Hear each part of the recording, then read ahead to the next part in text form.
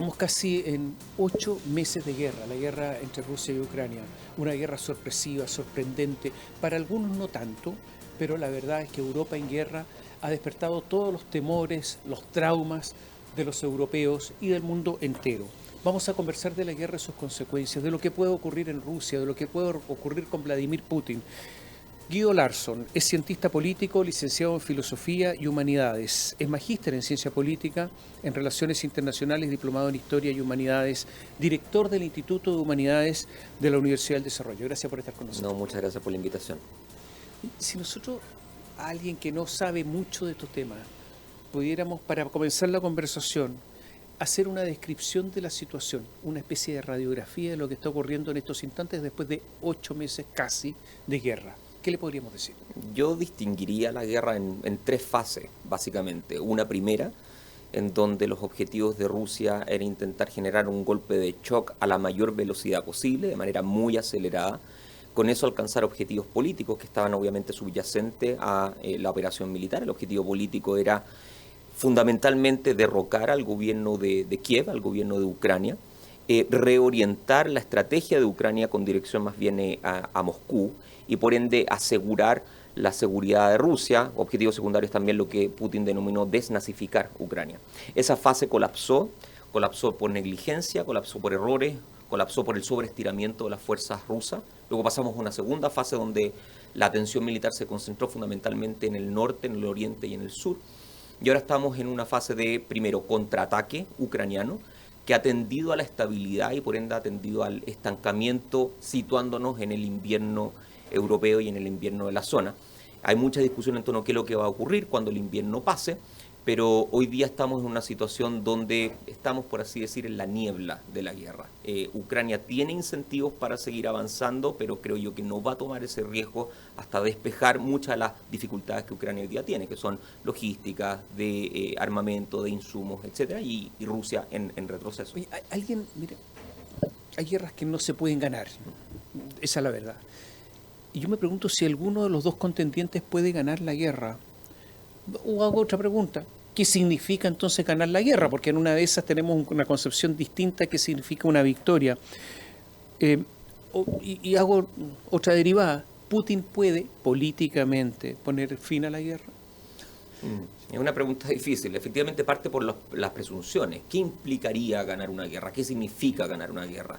Si uno va a los clásicos, la guerra es la continuación de la política por otros medios y por lo tanto lo que está detrás es el instrumento de la guerra se utiliza para alcanzar determinados tipos de objetivos políticos, que en este caso fueron los que yo describí al inicio. Hay otros objetivos secundarios de los cuales podemos hablar con posterioridad. Pero yo creo que la salida potencial, y es muy especulativa, es una salida que de hecho Putin lo dijo cuando habló con Biden y cuando le comenta a sus aliados chinos, digamos, y turcos incluso, que no están aliados de Putin, pero bueno, al menos así lo define, de que lo mínimo que él estaría dispuesto a aceptar es reconocer la anexión de Crimea como parte del territorio ruso, reconocer la anexión de las regiones de Donetsk, de Lugansk, de Zaporilla y de Gerson, formalizar la neutralidad política de Ucrania, obviamente con relación a la OTAN, y, esto es una cuestión muy retórica, llevar a cabo juicios imparciales respecto de posibles crímenes que hubiesen cometido fuerzas ucranianas previo al inicio de la guerra, es decir, desde la anexión de Crimea en adelante. Uno simplemente lo enlista y cae a la conclusión de que una salida política en esas condiciones es absolutamente imposible. Desde ya perdieron Gerson, además. Desde ya perdieron una parte de Gerson, ¿no? Parte de Gerson, porque sí. las tropas retrocedieron al otro lado. Pero la capital la perdieron. Sí. Y eso es un golpe durísimo. Oye, ya, pero ¿alguien puede ganar la guerra? Bueno, va a depender de cómo la definamos, ¿no es cierto? No, pero, de acuerdo. La definición de Ucrania es retomar todos los territorios conquistados, digamos.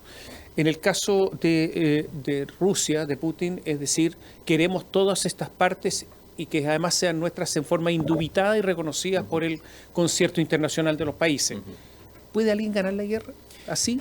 Bueno, va a depender obviamente de los plazos del tiempo y de las circunstancias. En general las guerras se ganan no solamente por esfuerzos del adversario, a veces se terminan por errores o negligencia de quién es el agresor. En este caso, a mi juicio, el agresor es la Federación Rusa, y también por circunstancias de orden interna. Es decir, es imaginable, dentro de los escenarios que podrían finalizar la guerra, la situación en la cual Putin no está completamente impermeabilizado respecto a su poder político. Tenemos antecedentes de eso, o precedentes. Hubo un intento de golpe de Estado, probablemente tú lo recuerdas, en agosto del año 91, contra el propio Gorbachev. Intento de golpe de Estado que no resultó. Khrushchev también lo sacan en un golpe de palacio, ¿no? Entonces, hay precedente para operaciones de esta naturaleza. La pregunta entonces es, ¿puede la guerra terminarse así?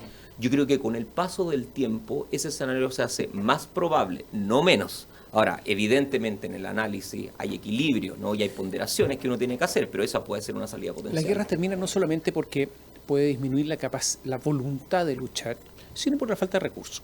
Es así de simple. Si uno le pregunta a un militar chileno, oye, pero nosotros tenemos capacidades para ¿cuántos días de guerra? ¿Cómo?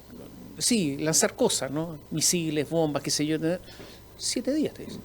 Con suerte. Después ya esto se paraliza, no hay combustible, no hay... esa es la capacidad de un país como Chile. Y con un adversario vecinal menor. Pero se le están acabando las cosas, dicen los rusos. Los misiles, se le está terminando. Si no hay capacidad de producción para lo que se lanza todos los días, eso lo sabemos también. O sea, se van agotando la existencia.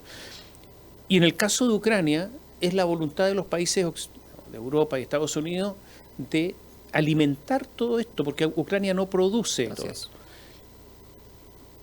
¿Quién podría ganar desde ese punto de vista? Bueno, de la capacidad de los recursos. Bueno, evidentemente Rusia se encuentra un tanto asfixiado. Es difícil encontrar datos fidedignos respecto de las propias capacidades que tiene la Federación. Pero uno tiene que tomar en consideración que han habido sanciones no desde febrero, sino que desde el año pasado contra la Federación Rusa, de que ha habido un incremento bien significativo respecto a la cantidad de insumos militares que ha puesto a disposición de la guerra y que han resultado inutilizados. Aparentemente la industria militar estaría todavía en marcha, de hecho eso es lo que explica el llamado a la conscripción obligatoria de hace algunos meses atrás, pero hay problemas sobre todo de infraestructura y hay problemas evidentes de recursos y de insumos motorizados, ahí hay un problema bien serio. Rusia no ha tenido todavía el comando del aire en el cielo ucraniano y eso habla evidentemente de un déficit significativo, pero viene un problema.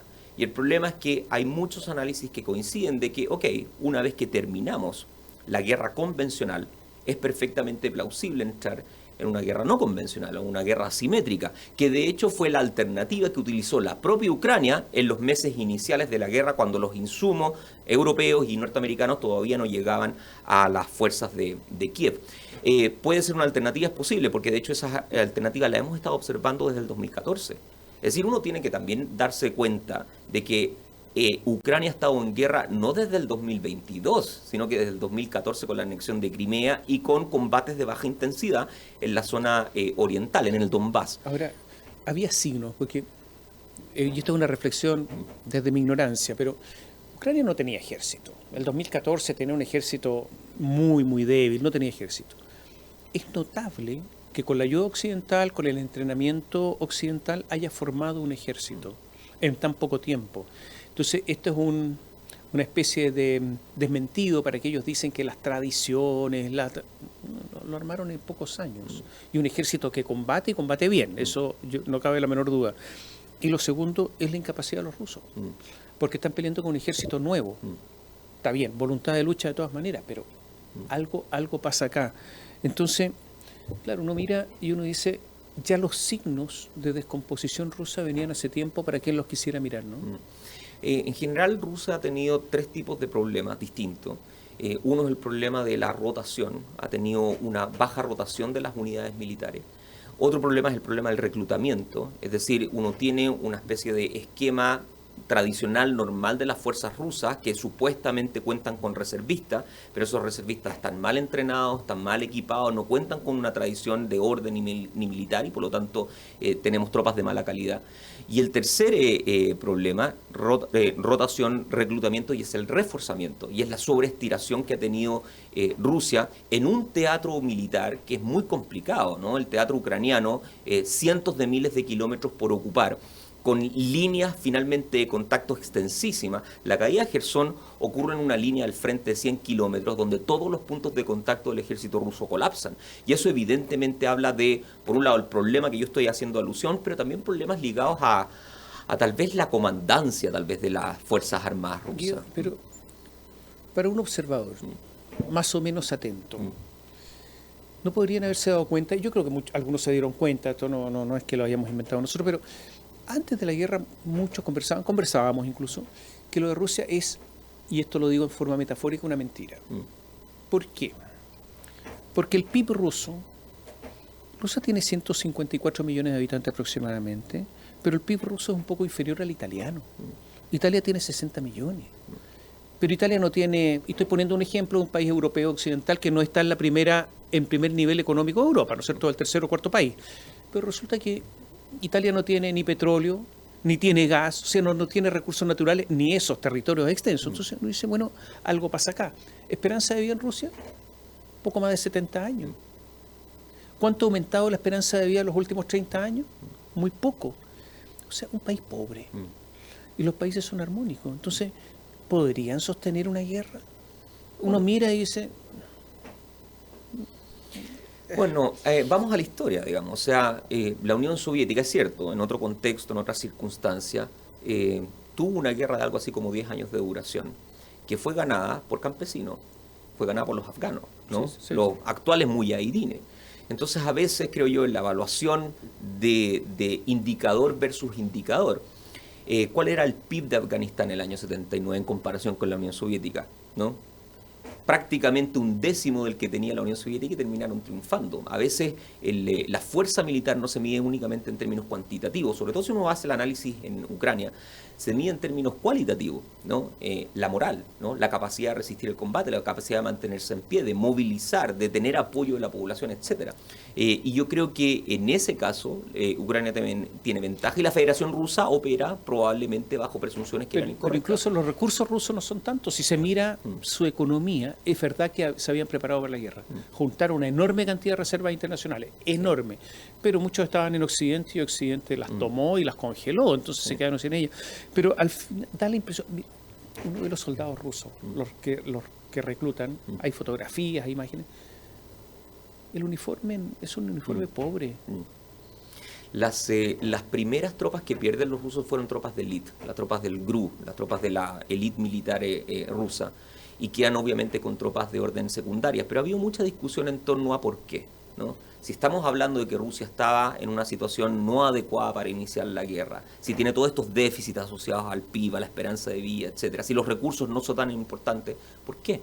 Y en general se mencionan dos alternativas. Uno, que hubo un problema de sobreestimar el grado de apoyo político ucraniano sobre los objetivos rusos. Ahí obviamente hay un error de inteligencia notable por parte de los tomadores de decisión. Y lo segundo tiene que ver con que Rusia no había experimentado este tipo de guerra. Claro, luchó contra Georgia el año 2008, un ejército muy menor, no tiene comparación. Tomó velozmente Crimea sin oponer ningún tipo de resistencia. Asistió a Serbia, asistió a Siria, pero no estuvo realmente en la movilización de divisiones, en la comandancia jerarquizada, en el recorrido kilométrico de tropas, etc. Y ahí se encontró con un problema, que es el problema, digamos, de una Ucrania con una moral elevadísima, con la resistencia a su propio país, con el apoyo de Occidente, y en una situación que creo yo que pilló por sorpresa a los grandes tomadores de decisiones. Y el apoyo de Occidente en armas, no de primer orden, pero armas sofisticadas han sido suficientes. Sí. Entonces, y no son las más sofisticadas, porque esas no se las han pasado. Y por eso vuelve la pregunta, y la pregunta tiene que ver si el objetivo de la Federación Rusa es la caída del gobierno, quizás ese objetivo es exagerado. Es un objetivo exagerado para el grado de adversidad que han encontrado en el terreno y para el grado de apoyo político que eventualmente pueden tener. Si uno mira hacia adelante, posiblemente Rusia se va a deteriorar, y hago esta pregunta por lo siguiente. Mira, signo. Los ucranianos hundieron la nave Almirante del Mar Negro. Tenía 40 años. Era una nave de 40 años absolutamente vetusta que no está al nivel de los países occidentales. Sí. Dos, Los tanques rusos, todos sabemos que el problema de la fuerza blindada hoy día es protegerse de los misiles y por lo tanto hay que tener defensas activas en los tanques que son carísimas. Chile en sus tanques Leopard no las tiene, por si acaso. O sea, basta un misilazo a un Leopard chileno y chao. Pero resulta que los rusos tampoco. Entonces se transforman en ataúdes con orugas. Eso los países europeos lo tienen, y Estados Unidos, ¿para qué decir? Entonces, al final se está demostrando que progresivamente avanza la guerra y están recurriendo a los almacenes, donde hay incluso tanques más viejos. ¿Ese es el futuro? Hay una versión del conflicto que trata de hacer la analogía con lo que ocurrió en 1904-1905, yo no sé si te acuerdas. Sí, claro. Rusia va a la guerra con Japón. Y en general los rusos de la época pensaban de que iba a ser un paseo, y le iban a ganar a Japón caminando sin considerar exactamente cuál era la equivalencia de fuerza. Y aparentemente algo parecido habría ocurrido acá. Subestimaron a Ucrania, subestimaron el apoyo occidental, pensaron que de hecho, porque también hay que irse a febrero. En febrero el objetivo ruso era un objetivo ruso de 2 semanas máximo de duración. Y ese objetivo no se alcanza. Ahora, probablemente estaríamos hablando de algo distinto si Kiev hubiese caído la noche del 24 o el 25, que de hecho el propio Zelensky lo anticipó. Él decía en ese momento, hay que resistir hoy. Si resistimos hoy, la guerra cambia. Y parece que cambió. Vamos a hacer un pequeño alto y te voy a dejar preguntas planteadas. ¿Qué va a pasar con Putin? Porque en Rusia los cambios de poder no son por elecciones. Entonces, ¿qué va a pasar con Putin? 2. Quiero citar antes de ir a la pausa una frase del presidente Eisenhower de Estados Unidos. Una vez dijo, la única cosa peor de una victoria rusa es una derrota rusa. Volvemos en un instante.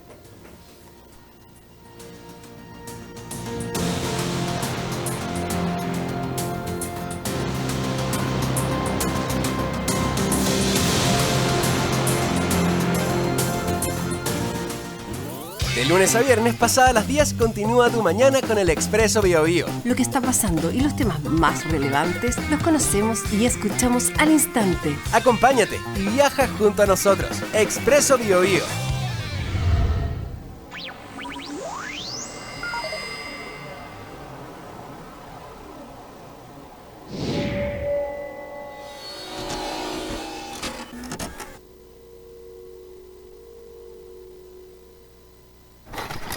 Biobío, la radio se escucha y se ve. En nuestra plataforma digital biobiotv.cl. En la televisión digital de Libre Recepción, Santiago 26.1. Valparaíso 46.2.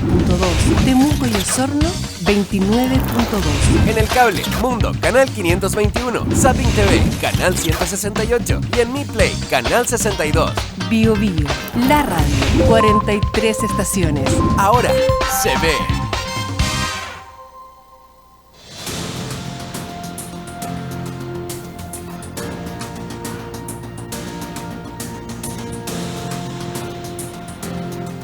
Conversamos con Guido Larsson. Claro, Putin soñaba con ser el cuarto. Digo, el cuarto de Pedro el Grande, Catalina la Grande, obviamente Lenin y él. Esto es lo que no les ha resultado. Y en Rusia los cambios de poder muchas veces, casi siempre, no se producen por una elección, se producen por una revolución, por el disparo en la cabeza, el envenenamiento. ¿Puede Putin terminar asesinado? Es una alternativa. Porque hay una alternativa democrática. Yo creo que hoy día no. Me parece que no están dadas las condiciones. Las posibles opositores de Putin, todos han sido encarcelados o bien intentado ser asesinados. Estoy hablando, por ejemplo, de Navalny, ¿no es cierto? El gran opositor ruso que de hecho, intentó ser asesinado y luego preso. Nosotros hablamos al inicio, es bien difícil saber exactamente el grado de hermetismo que tiene el círculo cercano de Putin, pero sí sabemos de que hay 2 vectores de apoyo. Un vector está en la oligarquía económica rusa y el otro vector en los hombres fuertes, llamémosle así.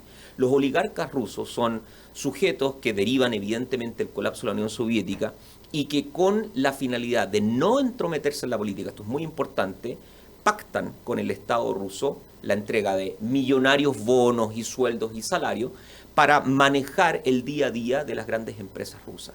Entonces también es muy interesante suponer de que sanciones contra esos sujetos altera el balance del poder, porque los sujetos tienen un compromiso y están ahí básicamente para no meterse en la política. Y luego vienen los tipos fuertes, ¿no? Que son los sujetos que rodearon a Putin desde San Petersburgo en adelante, que vienen de la KGB, etcétera, y que sí están dentro de la política, pero que no tienen el poder económico. Entonces Putin pareciera ser que maneja ambas dimensiones del poder. Y hoy día, con el control de los medios de comunicación, con la capacidad de movilización de la opinión pública, con la manera bien inteligente, creo yo, de mostrar de manera no fehaciente lo que está ocurriendo en Ucrania, porque lo que los ciudadanos rusos observan, digamos, los fuegos artificiales de los bombardeos en ciudades importantes de Ucrania y no las derrotas. Yo creo que hoy día Putin tiene cierta garantía por el mediano plazo de mantenerse en el poder. ¿Puede transformarse Rusia en un estado, algo así como un estado fallido, o sea, digamos, que no controla el territorio, con fronteras sin control, se está escapando un montón de gente, sí, con ejércitos privados, eso es absolutamente contrario a un estado en forma, ¿no? Con decadencia moral, o sea, ¿cómo va a ser Rusia después de la guerra? Porque la guerra no la va a ganar, a lo más puede mantener algunas cosas, pero no la va a ganar. ¿Cómo uno se imagina Rusia? Y con las sanciones, porque yo creo que las sanciones no se van a terminar después de la guerra.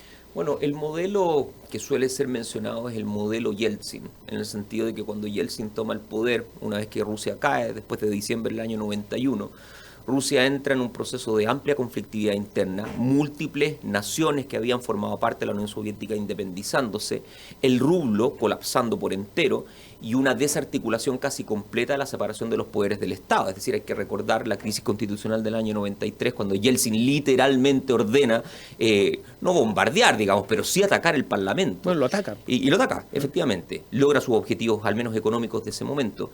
Y luego viene, bueno, las guerras en Chechenia. Y la situación ahí es una situación en la cual hay una estructura de poder básicamente bífida. Está el poder político concentrado en la figura primero de Yeltsin, luego de Putin, y luego el rol que tienen las Fuerzas Armadas, y sobre todo la policía secreta en Rusia y la inteligencia militar en Rusia. Creo que un modelo de esa alternativa, es decir, un régimen altamente autocrático, con fisuras solapadas evidentemente en los márgenes, pero con un control político centrado en una figura y con permanente, digamos, presencia e influencia del poder militar, es lo que uno imagina, digamos, para pensar a describir lo que puede ser Rusia después de la guerra. Que todo el mundo ha cambiado y hay un cambio cultural mundial. Sí. Yo me hago la pregunta es, ¿qué está ocurriendo con el cambio cultural en Rusia? ¿Por qué? Porque no es que los rusos estén todos dispuestos a ir a pelear. De hecho, hubo bastantes problemas para la conscripción de los 300.000. Sí. Fueron a contrapelo. Y hay muchos reclamos, incluso hubo algunos incidentes armados. Entonces me pregunto qué va a pasar con los jóvenes y Putin, qué va a pasar con la familia de los conscriptos que fueron a pelear y que lo están usando como carne de cañón porque no están entrenados. Y se dice que podría incluso haber un nuevo envío de otros reservistas al frente porque les escasean los soldados. ¿Puede haber también una especie de descontento interno que haga caer a Putin? Más allá de una oposición formal, sí, sino el descontento nomás. Sí. Es posible, sobre todo desde el punto de vista de los impactos que ha tenido en el bienestar material de la población. Es muy difícil, y hay que reconocerlo, es muy difícil encontrar datos fidedignos de la realidad interna en Rusia. Uno va, por ejemplo, al Levada Center, que es un centro aparentemente imparcial, pero que mantiene encuestas de opinión donde Putin sigue teniendo entre el 70 y el 80% del respaldo. Y eso obviamente viene acompañado con el discurso que la Federación Rusa ha articulado desde febrero. No están combatiendo para anexarse a Ucrania, están combatiendo para defender a los rusos étnicos que conviven en Ucrania contra un régimen que ellos califican como nazi. Entonces, bajo ese escenario y bajo esa narrativa, la situación cambia. La situación no solamente psicológica de la población rusa cambia, sino que también los incentivos eventuales para ir a combatir. Es completamente cierto que han habido algunos incidentes en algunas ciudades de Rusia donde ha habido descontento en torno a la conscripción obligatoria, pero yo no me atrevería a decir que eso representa o refleja la posición generalizada que tiene la población hoy día, que está continuamente bombardeada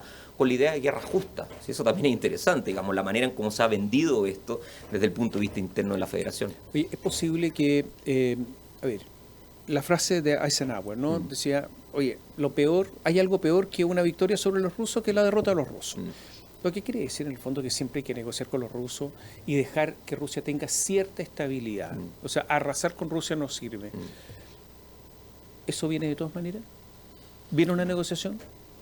Es difícil porque cuando hubo negociación, la negociación después de un tiempo no terminó siendo respetada. En general se habla desde Occidente del Memorándum de Budapest, el año 94, que firma la idea de que Ucrania va a ser independiente, van a entregarse las ojivas nucleares que se tienen, se va a entregar estabilidad a Rusia, y Rusia alega de que eso también venía de la mano con un compromiso informal de no ampliar a OTAN, compromiso que ha sido denegado por Albright y por Bill Clinton y por todos los demás. Pero está el presente, el memorándum de Budapest no fue respetado por Rusia, y entonces eso hace muy complejo y muy difícil imaginar de que haya una negociación seria. Ahora, cualquier persona que conoce la historia del conflicto y la historia de la guerra sabe que las circunstancias pueden cambiar de manera dramática. Los japoneses tampoco estaban dispuestos a negociar, ¿no? Y que las guerras terminan. Y las guerras terminan. No hay ninguna guerra eterna. Exacto. Corea del Norte y Corea del Sur están técnicamente en guerra desde el año 53 en adelante, pero es cierto, las guerras suelen terminar por una victoria abrumadora, o bien una victoria abrumadora de quien triunfa militarmente en la guerra, o por una salida política. Ninguna de esas dos alternativas yo las veo cerca. ¿Se puede producir un colapso económico ruso en el sentido de que no tiene economía, aumento de la inflación, en fin, carestía, y no tiene capacidad de producir armamento y que en ese momento se vea obligado a negociar? Se ponga de rodillas al final. Es posible, esa es una alternativa, y de hecho muchos analistas de análisis económico de la guerra han puesto como horizonte finales del 2023, comienzos del 2024, para una situación de ese tipo. Pero eso olvida el otro riesgo, y es que cuando la Federación Rusa comienza a ser asfixiada, redobla la apuesta. Ahora, ¿qué significa redoblar la apuesta en la práctica? ¿Significa armas tácticas nucleares? ¿Significa movilización generalizada? ¿Significa qué? ¿Significa actos de cibernéticos? Pero una movilización necesita recursos también. Evidentemente. O sea, oye, ¿quiénes ganan aquí? Porque si uno mira a ver quién gana, pierde Putin, obviamente. Pierde Europa, yo creo, al final del día. ¿Estados Unidos y China son los vencedores? Difícil la pregunta. Borrell, el jefe del comisionado de la Unión Europea, decía de que el problema ha sido intentar desanclar prosperidad de seguridad. Y eso fue lo que hicieron los europeos. Los europeos buscaron prosperidad a partir de una alianza, digamos, energética con la Federación Rusa que terminó colapsando. Y yo creo que lo que viene ahora es un cambio de paradigma. Un cambio de paradigma en términos de que no podemos, no se puede, digamos, estar completamente a merced energéticamente de una nación. Es necesario diversificar, es necesario repensar tal vez en fuentes que habían desaparecido. Tú lo recordarás, Alemania dejó atrás las fuentes de energía nuclear después de Fukushima. Y hoy día lentamente, a pesar del Partido Verde, están iniciando un proceso de comenzar a explorar esa alternativa. Estados Unidos, no sé si gana, porque el efecto del involucramiento ruso interno en Estados Unidos sigue teniendo efecto. Y lo estamos observando, digamos, en las próximas elecciones que probablemente van a enfrentar a Donald Trump con Joseph Biden. Y yo creo que China, digamos, que ha estado en esta posición tan clásica, China, muy ambigua, muy de a veces sí, otras veces no, con un 20º congreso que acaba de terminar y que posiciona a Xi Jinping en un lugar que no había estado desde Mao. Yo creo que resulta ser triunfadora en esta idea de cambio de paradigma, de cuestionamiento al mundo unipolar y de una China de que al final puede negociar con todos los bandos que se encuentran en juego. Los chinos son pragmáticos, le están comprando el petróleo y el gas a Rusia. ¿A qué valor? Al 25% de lo que cuesta a nivel internacional. Están haciendo un tremendo negocio los chinos y los rusos están desesperados por venderlo al precio que sea. Bueno, eso es evidente, digamos, ¿no? Es una de las partes de las circunstancias que tiene la guerra, pero yo llamo un poco también a la cautela. Las guerras cambian. Es muy llamativo de que muchas veces nadie se esperaba, de hecho, de que Kiev resistiera en las primeras 48 horas y resistió y la guerra cambió. Ahora, ¿qué es lo que va a pasar después del invierno? Todos estamos especulando. Mi impresión es que viene una nueva contraofensiva ucraniana que vuelve a poner presión militar y política a la Federación y a Putin en particular, abriendo entonces los escenarios que hemos estado comentando. Gracias, Guido. Gracias por a ti. estar con nosotros. Y Gracias. ustedes, muchas gracias. Gracias por seguirnos.